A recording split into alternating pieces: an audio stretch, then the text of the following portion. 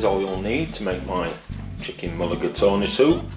Some chicken, of course. I've gone for a couple of chicken legs, but you can use breasts or thigh meat, whichever you've got on hand really.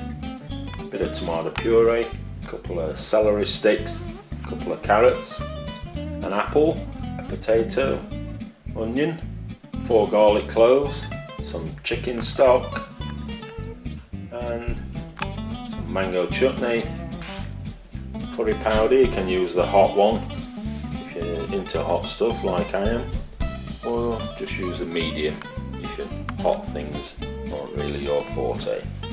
First thing we're going to do is get your chicken pre-cooked. So either boil it like I'm doing, or stick it in the oven or a pan, however you want to cook it. Get your chicken cooked. With your chicken cooking away, it's time to get your veg washed and peeled, and then we're just going to chop it up into little pieces. With your veg all nicely chopped, time to get a glug of oil into your pan, and then in with your celery, potato, carrot, apple and onion. Then into there with a good pinch of salt and some freshly cracked black pepper. Give that a stir around, and then we're going to cover this on a gentle heat, simmering away with the lid on so it steams as well for around 10 minutes to soften everything down. When your veg have had 10 minutes,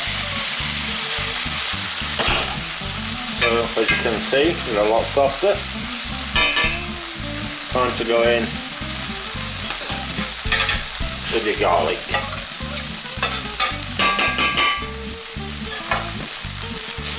Give that a mix round.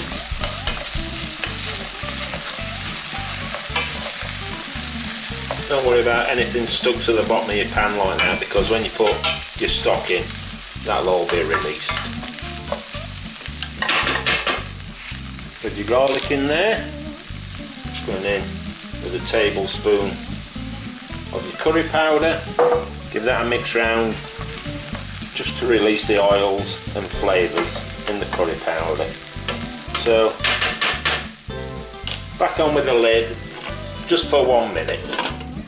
When your garlic and curry powder's had a minute, time to go in with your litre of chicken stock.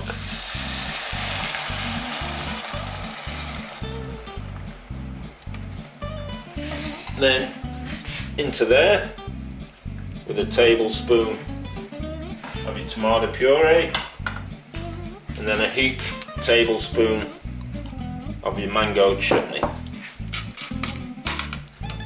Get them all mixed in. Then you're going to pop the lid on and you're going to simmer that away for at least 30 minutes. The longer you leave it, the better actually, because your celery can sometimes have stringy bits, but the longer you simmer it away, the less chance you'll have of your celery having stringy bits. So 30 minutes at least simmering. When it's had 30 minutes or more simmering away, turn it off the heat and let it cool down a little, because you're now going to be putting it into a blender. You don't want to be putting boiling hot liquids into a blender. So into there and get it blitzed up until it resembles soup. When the blender's done its job, hopefully it resembles something like that and that colour. Check the consistency, it's just about perfect. And now what you're going to do is start to shred your chicken legs or breasts or thigh meat, whatever, and that is going to bulk out your mulligatawny soup.